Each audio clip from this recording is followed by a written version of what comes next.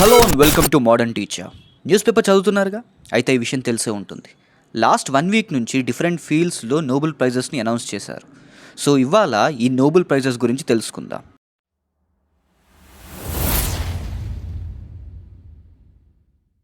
Sir Alfred Nobel, ఈయన స్వీడన్కి చెందిన ఒక ఇంజనీర్. ఆయన లైఫ్ టైంలో కొన్ని హండ్రెడ్స్ ఆఫ్ ఇన్వెన్షన్స్ చేశారు. ఈయన చేసిన ఇన్వెన్షన్స్లో the most dangerous one dynamite. And ఆయన ఫ్యాక్టరీ నుంచి డిఫరెంట్ ఎక్స్ప్లోజివ్స్ తయారయ్యాయి. ఈయనని ప్రజలు ది మర్చెంట్ ఆఫ్ డెత్ అని అనేవారంట.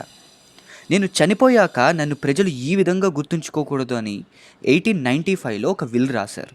ఆయన 94% ప్రాపర్టీ తోటి ఎవ్రీ ఇయర్ హ్యూమన్ కైండ్ కోసం గ్రేటెస్ట్ కాంట్రిబ్యూషన్ చేసే వాళ్ళకి ప్రైజెస్ ఇమ్మన్నారు. అవే ఈ నోబెల్ ప్రైజెస్.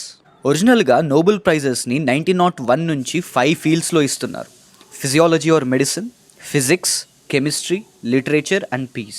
కానీ 1968లో స్వీడన్ సెంట్రల్ బ్యాంక్ అయిన సెవెరిస్ రిక్స్ బ్యాంక్ ఎకనామిక్ సైన్సెస్కి కూడా ఇవ్వడం స్టార్ట్ చేసింది. సో ఎట్ ప్రెజెంట్ నోబెల్ ప్రైజెస్ని 6 ఫీల్డ్స్లో ఇస్తున్నారు.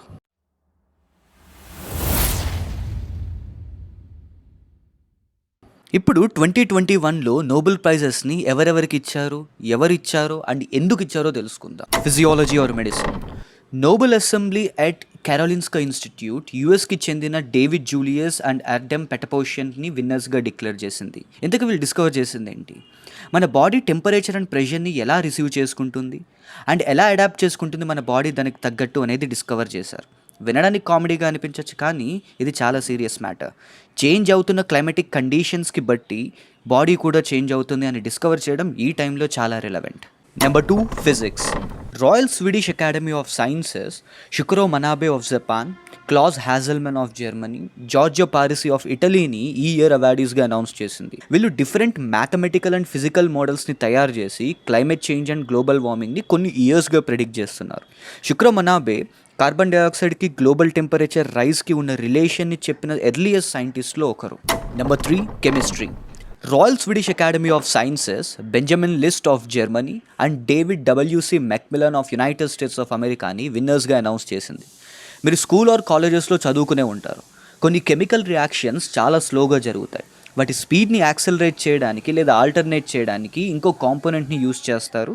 అండ్ ఈ కాంపోనెంట్ని మనం క్యాటలిస్ట్ అంటాం. ఇది ఫైనల్ ప్రోడక్ట్లో కలవదు. ఈ ప్రాసెస్ని కెటాలిసిస్ అంటారు. వీళ్ళు ఆర్గానిక్ మాలిక్యూల్స్ని యూజ్ చేసి ఈ టెక్నిక్ని 2000లోనే కనిపెట్టారు. ఆల్రెడీ ఇది ఫార్మా ఇండస్ట్రీలో ఒక పెద్ద బ్రేక్ త్రూ. దీనిని ఆర్గానో కెటాలిసిస్ అంటారు. Number 4, literature. లిటరేచర్కి నోబెల్ ప్రైజ్ని స్వీడిష్ అకాడమీ డిక్లేర్ చేస్తుంది. ఈ ఇయర్ టాంజానియాకి చెందిన నోవెలిస్ట్ అబ్దుల్ రజాక్ గుర్నాకి వచ్చింది. ఈయన రాసిన novels mostly colonialism based stories. East African రీజన్లో రిలీజియస్ అండ్ కల్చరల్ పర్సిక్యూషన్ని అడ్రస్ చేశారు. 1994లో రాసిన ప్యారడైజ్ అనే నవల్ వరల్డ్ వార్ 1 టైంలో ఈస్ట్ ఆఫ్రికా ఎలా సఫర్ అయింది కొలోనియలిజం వల్ల అని చెప్తుంది. Number 5, peace. Norwegian Nobel committee Maria Ressa of Philippines and రష్యాకి చెందిన దిమిత్రి మొరతా అనే ఇద్దరు జర్నలిస్ట్ని ఈ ఇయర్ నోబెల్ ప్రైజ్ అవార్డీస్గా డిక్లేర్ చేసింది. కొన్ని ఇయర్స్గా ఇద్దరు వాళ్ళ కంట్రీస్లో మీడియా యొక్క ఫ్రీడమ్ ఆఫ్ ఎక్స్ప్రెషన్ని కాపాడుతున్నారు. మిస్టర్ మొరతావ్ రష్యాలోని మోస్ట్ ఇండిపెండెంట్ న్యూస్ పేపర్ అయిన నోవయో గజెటాకి కో-ఫౌండర్. రష్యా లాంటి అథారిటేరియన్ కంట్రీలో ఫ్రీడమ్గా ఉండడమే ఎక్కువ. అలాంటి చోట ఫ్రీడమ్ ఆఫ్ ప్రెస్ని అప్హోల్డ్ చేస్తున్నారంటే సాహసం అనే చెప్పాలి. మరియా రెసా ఒక ఇన్వెస్టిగేటివ్ జర్నలిస్ట్. 2012లో ర్యాప్లర్ అనే డిజిటల్ న్యూస్ వెబ్సైట్ని స్టార్ట్ చేశారు. ఆ country president Rodrigo murders and drug క్యాంపెయిన్స్ని బయటపెట్టారు.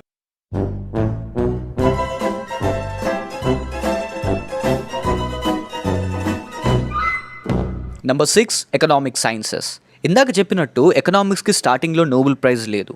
1968లో స్వీడన్ సెంట్రల్ బ్యాంక్ అయిన సెవెరిస్ రిక్స్ బ్యాంక్ దాని 300th యానివర్సరీని కమమరేట్ చేసుకుంటూ ఈ ప్రైజ్ని డిక్లేర్ చేసింది. ఈ year David Card of United States of America, Joshua D of United States of America and Guido Imbens of నెదర్లాండ్స్కి ఈ అవార్డుని అనౌన్స్ చేశారు.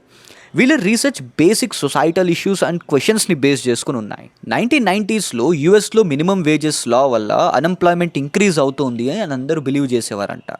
కానీ వీళ్ళు మినిమం వేజెస్కి అన్ఎంప్లాయ్మెంట్కి రిలేషన్ లేదు అని వాళ్ళ రీసెర్చ్లో ప్రూవ్ చేశారు. అలాగే ఇమిగ్రెంట్స్ ఎక్కువ వస్తే లోకల్స్కి ఆపర్చునిటీ తగ్గిపోతుంది అనేది కూడా వీళ్ళు తప్పు అని ప్రూవ్ చేశారు. అడిషనల్ ఎడ్యుకేషన్ ఎర్నింగ్ని ఎలా ఎఫెక్ట్ చేస్తుంది, ఇలాంటి సొసైటల్ ఇష్యూస్ అండ్ ప్రాబ్లమ్స్ని వీళ్ళ రీసెర్చ్ ద్వారా సాల్వ్ చేశారు. ఇప్పుడు మీకు ఒక టాస్క్ ఇస్తున్నా. ఇప్పటి వరకు ఒక 10 మంది ఇండియన్స్కి మటుకే ఈ నోబెల్ ప్రైజ్ వచ్చింది. వాళ్ళ నేమ్స్ని కమెంట్స్లో డ్రాప్ చేయండి. If you found this video informative, please don't forget to like, share and subscribe. Signing off, your modern teacher.